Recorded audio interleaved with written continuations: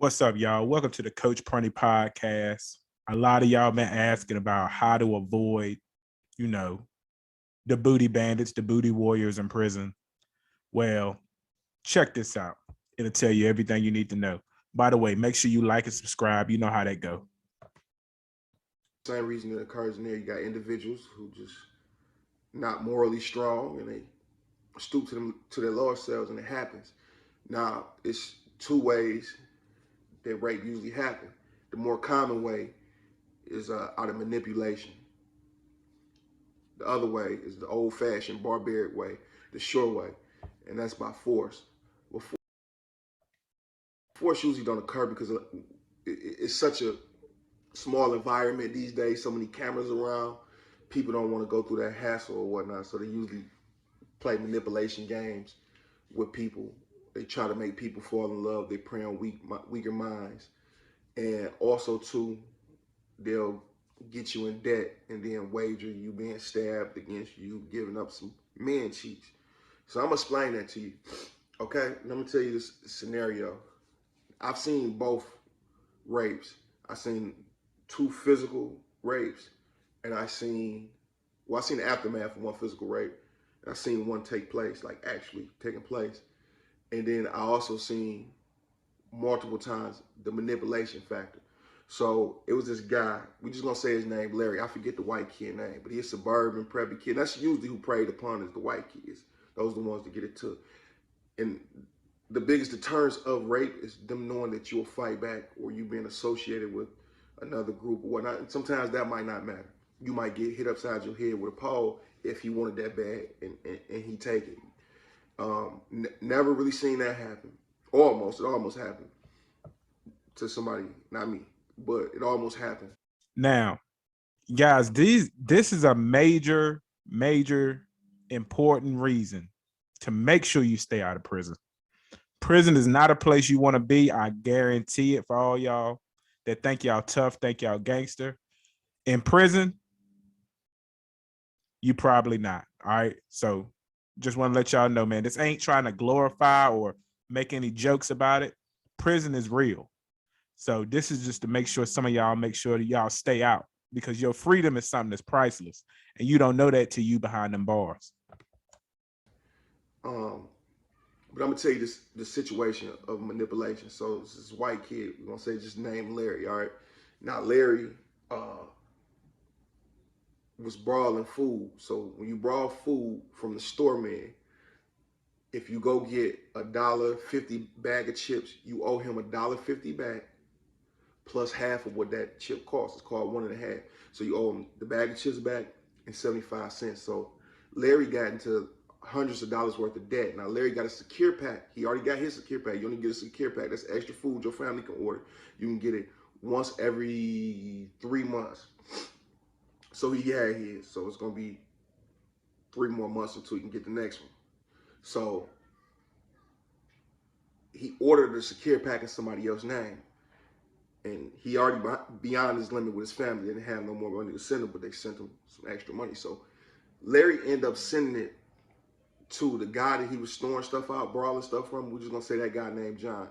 He was going to John, and John told him if he wanted to order an extra secure pack to get the food, so he won't have to keep waiting for his money back, then he has to, send a secure pack in his name, pay him a little $30 he owe him out of there, and pay the guy 10 for doing it, and take the little $40, $50 left for you. So he got the secure pack ordered. Now the guy he went and got the secure pack ordered in his name, he didn't give him his stuff.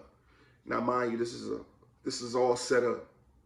See, John is an old predator, and the guy with the secure pack is an old predator, and there's one more predator in there. It's Predator 2. So we're gonna say Predator 1 and Predator 2 in here. So the guy takes the secure pack and say, hey, look, man, they knocked me for it. I couldn't get it.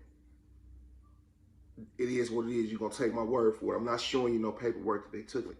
My word means something to me. So he didn't give him his stuff. He basically took it. So him and John split it up. So now the guy's like, John telling Larry, look, bro, you owe me $30. Interest is growing. By the time you get your next secure pack or by the time you get stored, get your parents to send you some money, you're gonna be at minimum $100. You're not gonna be able to pay this, dog. So John tells the other predator, okay, it's in motion. So Predator 1 and Predator 2 go talk to Larry. They tell Larry, like, look, man, you owe this guy money, man. You can't get it from nowhere. He like, no, man, this is that. I'm like, they tell him, like, you know this guy's reputation, right? You know his reputation.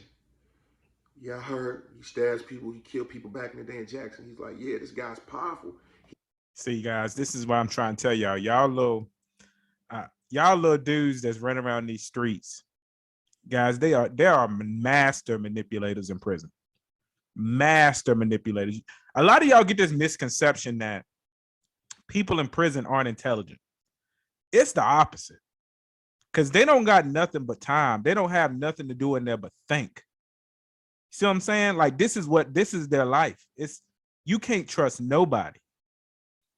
A lot of y'all thinking y'all gonna go to prison, it's gonna be like a little party, or y'all gonna be in there and link up with your homies and this and that. More than likely, man, it ain't gonna go down that way. So just keep that in mind, man.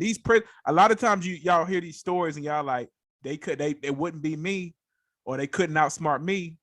And that's foolish to think, man.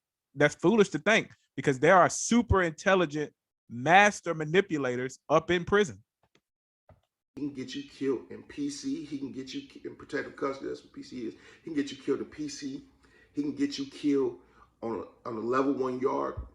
You know, you're going to have to stay in a hole for 2 years to get back to a level 1, because this kid was supposed to be in a level 1, but he wanted to make drinks and keep getting caught with drinks and rolling tobacco, what they call it, a spit stick. A spit stick is when a CO chew up on some tobacco, spit it out, and you go in a trash can, dry it out, and smoke. It's called a spit stick. So he telling this guy, like, it's going to take you about 2 years to get back to a level 1 if you go to the hole. If you go to the hole, you're going to have to sit in there, because you have to sit for 4 months. Is it 3 months? Every 3 months, your points will go down. Or excuse me, every 6 months, your points will go down if you have no major tickets. So if you get so many points, it'll take you years to get back to level 1. With his situation, it would only took him 6 months, but he didn't know that. So he like, man, you gonna go sit in that hole? You been there before. You gonna sit in there for 2 years running from a guy? He like, nah, man, you right about that. I want to kill myself. I was in there. He's like, well, Predator 1 like, well, look, you want me to work something out with him? He like, yeah, if you can. He's like, well, you know, he like white guys. He like, what do you mean, whatever? I'm hearing this whole conversation. We in the barns, we in the pole barns. We can hear everything. It's 8-man cubes and with no doors. We can hear everything. So he tell him, like, look, he like, white guys. Larry like, nah, man, I ain't gay. He like, hey, man, listen to me, bro. That don't mean you gay. If you do it in here and don't go in the world and do it, you're not gay. If you wasn't in the world doing it, you're not gay. And it's called survival. Anything you do to survive, whether it's sex or whatever, that's not gay, man. You hear me? You putting your life on the line for this? I like you, man. I don't want to see nothing happen to you, bro. I don't even like that whole situation, but I know it's the only way to solve it and not get you stabbed, bro. Get your parents killed out there, maybe. That guy out of his mind, man. You should have never brought nothing from him, bro. Like, man, for real. So Predator 2 get called over. He like, come here, let me ask you this. So Predator 1 asked Predator 2 in front of him. He say, now they all in on this. Remember, follow me. They all in on this. He asked Predator 2, hey, would it be gay if he gave him a little to pay off his debt? He like, oh man, that ain't gay. That's survival, bro. Survival. Everybody in the penitentiary know that. See what I'm saying? I can ask somebody else. He like, no, I don't want nobody else. Larry, I don't want nobody else to know. He like, bro, Predator 1 like, bro, I'm about to go hook it up, all right? Look, at lunchtime, stay back. He'll have some food for you. Give him some. So he go tell John. Now, while y'all watching this, a lot of y'all thought that Boondocks episode with the Booty Warrior was for fun. A lot of y'all thought that wasn't real. Guys, this is proof. This really goes down. Stay your butt out of prison. And John was like, hey man, he come to him like, I'm glad you came to your senses or whatever. I wasn't even thinking about this way. But you know what? It's cool. I accept that. Usually I just stab a guy if he ain't got my money. I wouldn't even take no sex from him, but I like you. Dude, man, he said all I had to do was give you some, you know, I don't have to do nothing else. He's like, well, we'll start off with that and we'll work it out. All right. He like, man, for real, like, look, listen to me, bro. What you want? What you want to do? You want to keep owing me money and let it build up, or you just want to do this? So lunchtime roll around. He over there on his knees. The predator one come over there like, hey, look, I'm next. I set it up. You owe me. You don't want to owe me either. He like, what? Man, he's like, look, bro, I'm gonna make it easy as possible. Just open your mouth. I'm gonna do everything else. Just open your mouth. Keep it wet. That's what he said to this guy. And I tell my bunkie, I'm like, you hear that? He's like, yeah, I hear that. I say, man, maybe we should say something to him. They over there just having sex all out in the open. They raping, dog. He say, He say, be ill, petty, pop. Look, you mind your business. Those some old penitentiary gangsters and they kill us. They know we behind you, but it don't matter. We ain't getting nobody else's business. If he a punk enough to get raped, then let it happen. All he had to do was fight back and say you ain't getting paid and took his licks or gave some out. It's like, you better not say nothing. Son of that bunk. I'm like, all right, big homie. In my head, I'm like, man. So anyway, Predator 2, get his off. Predator 3 come. He like, ain't no talking, just hurry up, do the same thing you just did for him. He's like, look, at the end, John came and said, look, you just don't pay me off in one swipe. You can do this for all of us for 3 days in a row, or you can do it for me, just for me, 7 days in a row. Which one you want to do? He's like, man, I'm just trying to get this over as fast as possible. Not had nobody know. He's like, all right then, I got you. Dinner came around. He like, where you going? He's like, nah, I got a noodle for you. Stay here. I told you you got to do this days in a row, not once a day. You already agreed to it. Dude, he say, Joe complaining nothing. You lucky I ain't stabbing you in your eye. You hear me? Man, yeah, all right, man. Get in. And then Predator 2 came. Predator 3 came. The next day was the same thing, but this time, Predator 2, 3 came. Predator 4 and 5 came and paid with commissary. Gave the guys like $20 a piece and like noodles and, you know, other junk food for this kid. And I never forget the look on his face. He for weeks, he couldn't look nobody in the eyes. Couldn't look nobody in the eyes. Like a month later, he ended up getting some money and still he ended up getting like $100 altogether. And he gave everything up except deodorant, toothpaste, lotion, and of course they made him order all types of Vaseline and baby oil, lubricants and stuff like that. So they gave him his hygiene, all the food that he bought, they took it. They took it. Everywhere he go, he would have to be accompanied. Well, he didn't have to, but. And guys, listen, this is the real world, man. It ain't no joke in prison. I'm gonna tell you that right now. It ain't no joke in prison. 100%. When you look at people out in society got to abide by laws. They got a lot of stuff that keeps them, you know, on the up and up. When you behind them bars, man, it's like a jungle. You know what I'm saying? So the best thing I would say when you get to prison is mind your business. Don't take nothing from nobody. If anybody offer you something, don't take it. Don't get no debt. Don't do no drugs. 100%, it's always going to come back and get you. All right. No gambling. Gambling is a big one to get you in these situations.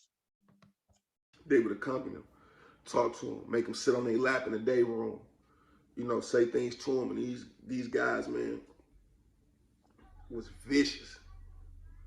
They didn't no bar.